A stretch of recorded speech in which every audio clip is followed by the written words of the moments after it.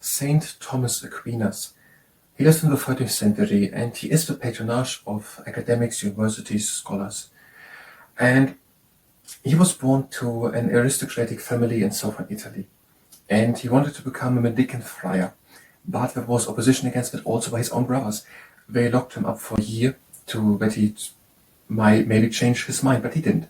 In 1244, he joined the Dominican order. Now, and he vowed to serve God by getting inspirations in deep prayer about theological scholarship. So he wanted to do many things about theology. And he did it then, and he was sometimes dictating to 4 people at the same time. He wrote the Summa Theologica, and on that, many doctrines of the Roman Catholic Church are based on. A big book that he wrote, the Summa Theologica. Then at one time, he had in 1272, he had a vision so strongly that he said all what he has written previously was like straw to it. But he eventually died then just 2 years later. And sometimes if he's pictured in art, his way of getting these inspirations, these ideas which are told are coming from God, are then pictured in these paintings through a dove coming to him. A bird and a dove.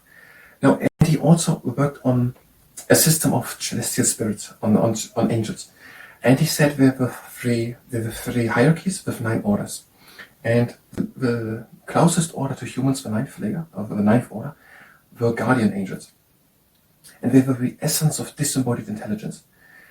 And now, when he had the idea that these guardian angels, every human receives one at birth, and they are trying to guide them and protect them towards salvation. And another thing, in his religious things, he tried to put down in his Summa Theologica or other writings, theological works, he tried to explain the Christian faith belief things and tried to defend them and how they are right against other things like the ideas of Islam or Judaism or heresy or pagancy. Now, and the system of angels, there's no said that these guardian angels, people cannot communicate with them, not directly, they can only do it through prayer. And these guardian angels, they cannot directly have an influence on humans, but they can have an influence on that which people call intuition. And also they can stir up images in the imagination, did he argue, and also that they can take an outwardly visible form. And that is according to Malcolm Day's A Treasury of Saints book on the page 24 and 25. If you click this video away, then please tell me what the reason was so that I can improve. Otherwise, hi, welcome. I'm trying to learn Biographyology today, Saint Thomas Aquinas, and after we've done it, we're gonna do extensor carpi ulnaris strength training. And if you participate in the extensor carpi ulnaris strength training, then is that your own risk. But lies here. Saint Thomas Aquinas lived in the 13th century. The feast day is January the 28th. Symbols in art, book, ox, star shedding light, and lily. Patronage: academics, students, universities, publishers, booksellers. Paintings: Stefano Sassetta, The Vision of Saint Thomas Aquinas, Lorenzo Lotto, STS, Thomas Aquinas and Flavian, Francesco Trini, Triumph of Saint Thomas Aquinas. Profile: known as the Angelic Doctor, outstanding medieval theologian who drew up a comprehensive theology of the Christian faith. Now the text. The, in quotation marks, dumb ox was the nickname given by contemporaries to this large, quiet man, thought to be a little slow of mind. It turns out that the intellect of Thomas Aquinas matched his physical size, so very big. As his mentor, Albert the Great, perceived his lowing would soon be heard throughout the world. Okay, he is said that he had a great intellect, and he is also known outstanding for drawing up a comprehensive theology of a Christian faith.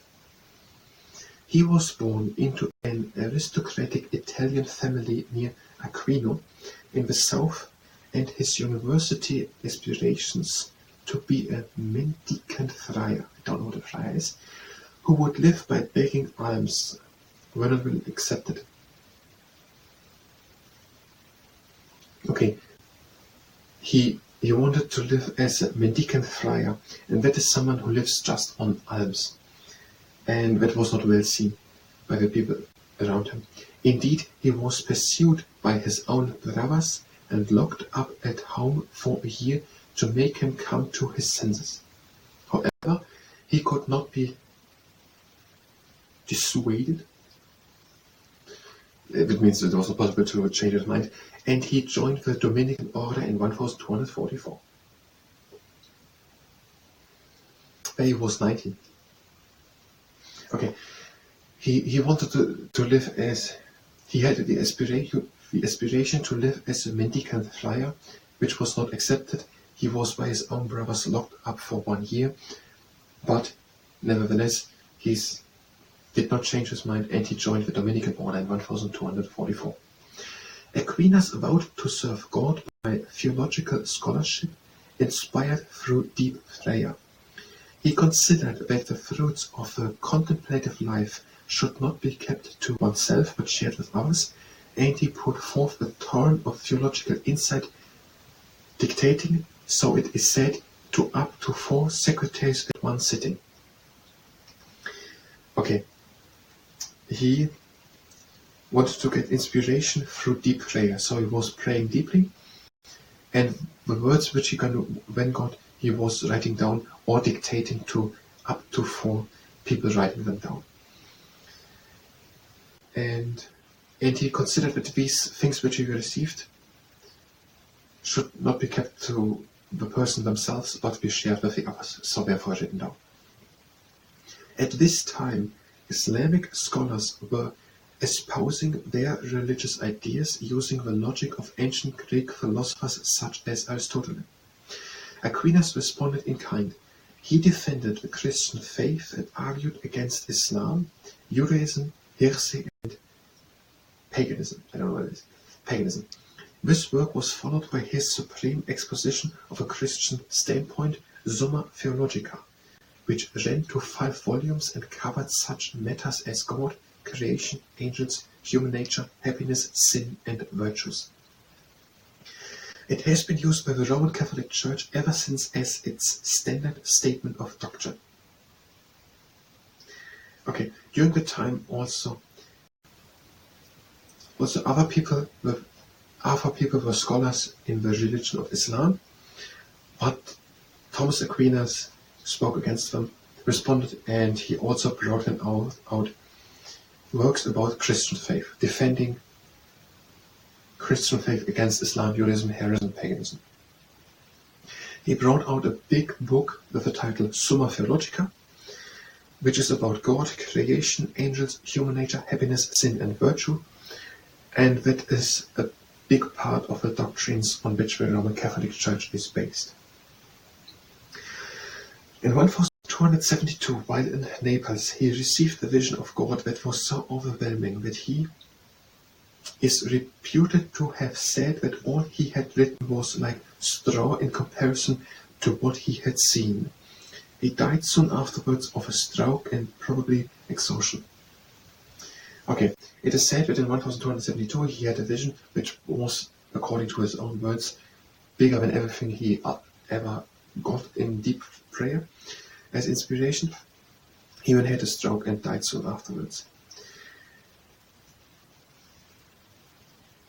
The world of angels. Thomas Aquinas is famous for his system of celestial spirits. He perceived there to be 3 hierarchies of angels consisting of 9 orders. 3 hierarchies of 9 orders. The 9th closest order to humanity are the guardian angels, defined as essences of disembodied intelligence. He and other church fathers taught that every person receives a guardian angel at birth. Their role is to protect and guide their charge and direct the soul to salvation. Although they cannot influence human will directly, they can do so indirectly by stirring up images in the imagination. They can work on the human senses by outwardly assuming a visible form, or inwardly by what we term today as intuition. Intuition. I think I know what it is.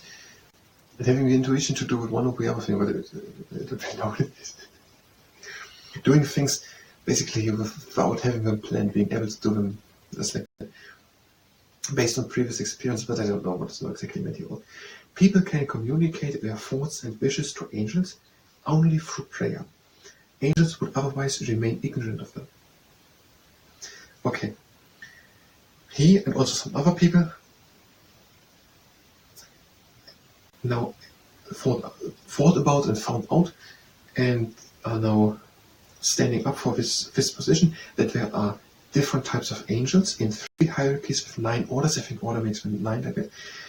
And the lowest one, these are guardian angels, essence of disembodied intelligence, and they are assigned to people and accompanying the people through their life until they die or until their soul receives salvation. And they can stir up images in the imagination. They can take the form of other human beings and talk to them. And they can also be a part of the intuition of a person. But it is said that people can only communicate them with prayers, not otherwise. Above, patron of academics, St. Thomas Aquinas was often portrayed as receiving inspiration from the Holy Spirit in the form of a dove. No, I don't get it part. Was he not getting it for inspiration, for deep prayer and inspiration? Why from a dove? A portrait. Maybe that the artists who made the pictures didn't know the story exactly, or they had to symbolize it some way. Above, after Muslim scholars had brought back to Europe the forgotten theories of the ancient Greek philosopher Aristotle, Thomas Aquinas attempted to reconcile them with Christian thinking. The Muslim scholars. I think they were Muslim scholars. That was Thomas Aquinas. We're gonna do a second part to Thomas Aquinas. That was the Biographyology part. If you are here for Biographyology, you can go directly to the next part of Biographyology, where we're going over the text again, try to memorize it, and then to say the most of those things from memory in our own presentation. If you stay here and participate in the extended couple and have strength training, then so that you risk. Good as said, always, hands next to the body, hands from the fists, and bring these fists down. A flat gate exercise. Now we're having 3 rules. The first rule is that we're stopping immediately as soon as there's pain. The second rule is that we're going only as far as we can go with a little bit of effort. And the third rule is that we're not overdoing it. We just want to strengthen, not to exhaust. Hands to fists and bring them up. And down. And up. And down.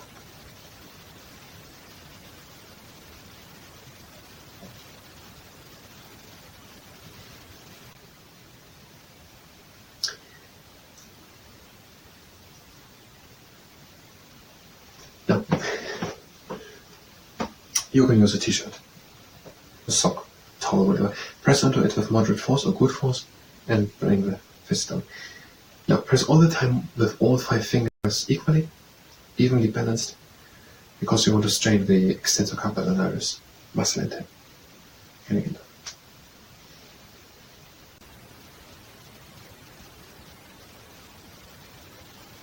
On the other side.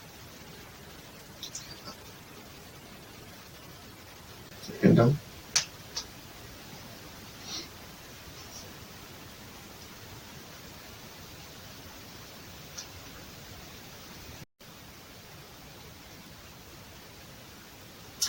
And again on the other side, press and turn to the outside, only as far as it goes, painless and on, and on the inside.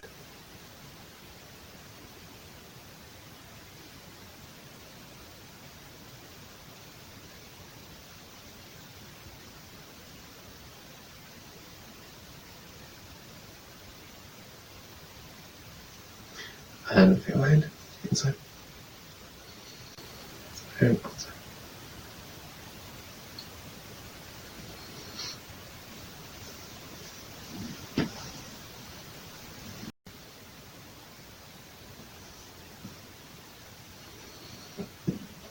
And take it again. And up, down. And up.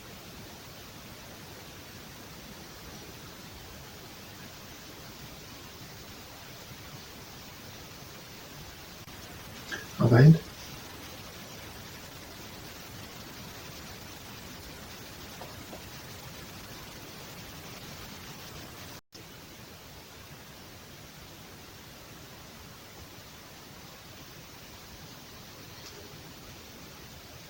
And now just press in neutral position.